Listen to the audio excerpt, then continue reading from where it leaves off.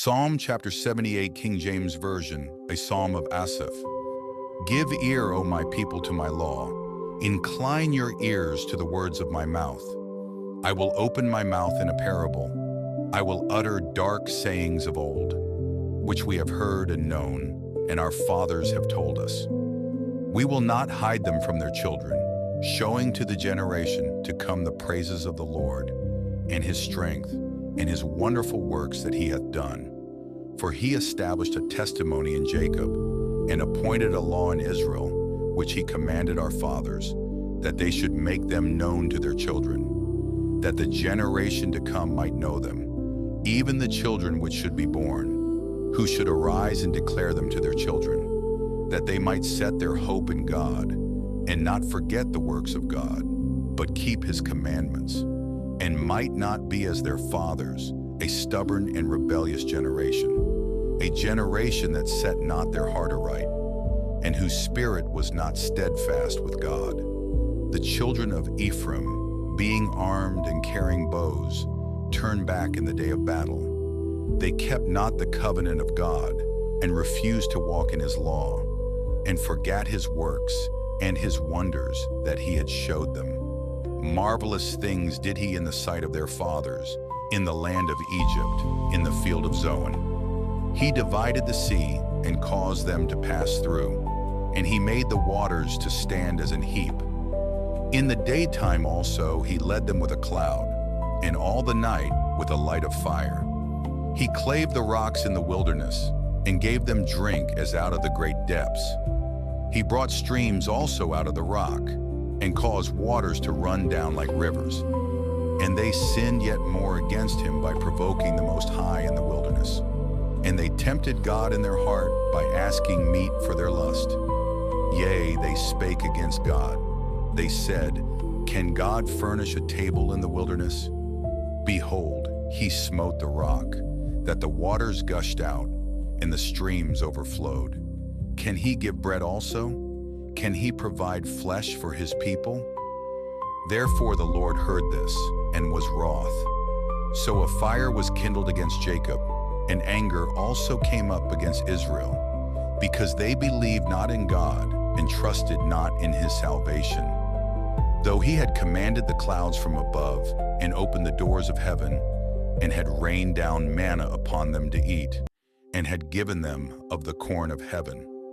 Man did eat angels' food. He sent them meat to the full. He caused an east wind to blow in the heaven, and by his power he brought in the south wind. He rained flesh also upon them as dust, and feathered fowls like as the sand of the sea.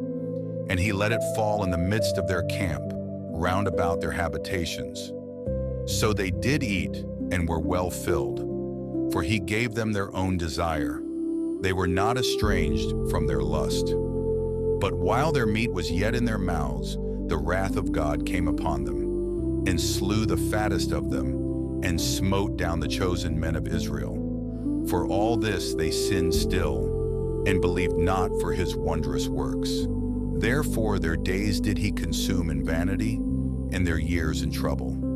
When he slew them, then they sought him, and they returned and inquired early after God.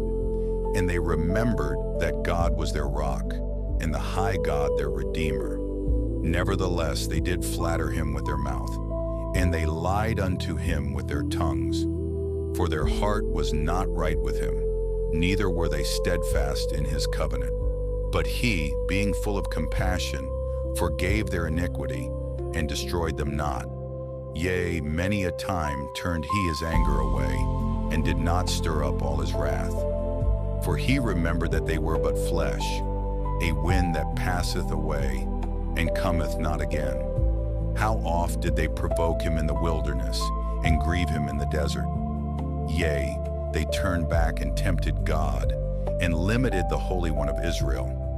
They remembered not his hand, nor the day when he delivered them from the enemy. How he had wrought his signs in Egypt, and his wonders in the field of Zoan, and had turned their rivers into blood, and their floods that they could not drink. He sent divers sorts of flies among them, which devoured them, and frogs which destroyed them. He gave also their increase unto the caterpillar, and their labor unto the locust. He destroyed their vines with hail, and their sycamore trees with frost. He gave up their cattle also to the hail, and their flocks to hot thunderbolts. He cast upon them the fierceness of his anger, wrath, and indignation, and trouble, by sending evil angels among them. He made a way to his anger. He spared not their soul from death, but gave their life over to the pestilence, and smote all the firstborn in Egypt, the chief of their strength in the tabernacles of Ham. But made his own people to go forth like sheep, and guided them in the wilderness like a flock. And he led them on safely, so that they feared not. But the sea overwhelmed their enemies. And he brought them to the border of his sanctuary, even to this mountain, which his right hand had purchased. He cast out the heathen also before them, and divided them an inheritance by line, and made the tribes of Israel to dwell in their tents. Yet they tempted and provoked the Most High God, and kept not his testimonies, but turned back, and dealt unfaithfully like their fathers. They were turned aside like a deceitful bow. For they provoked him to anger with their high places, and moved him to jealousy with their graven images. When God heard this, he was wroth, and greatly abhorred Israel, so that he forsook the tabernacle of Shiloh, the tent which he placed among men, and delivered his strength into captivity, and his glory into the enemy's hand. He gave his people over also unto the sword, and was wroth with his inheritance. The fire consumed their young men, and their maidens were not given to marriage. Their priests fell by the sword, and their widows made no lamentation. Then the Lord awaked as one out of sleep, and like a mighty man that shouteth by reason of wine. And he smote his enemies in the hinder parts. He put them to a perpetual reproach. Moreover, he refused the tabernacle of Joseph, and chose not the tribe of Ephraim, but chose the tribe of Judah, the Mount Zion which he loved. And he built his sanctuary like high palaces, like the earth which he hath established forever. He chose David also his servant, and took him from the sheepfolds. From following the ewes great with young, he brought him to feed Jacob his people, and Israel his inheritance. So he fed them according to the integrity of his heart, and guided them by the skillfulness of his hands. Conclusion. Psalm 78 is a powerful reminder of God's faithfulness despite humanity's repeated failures.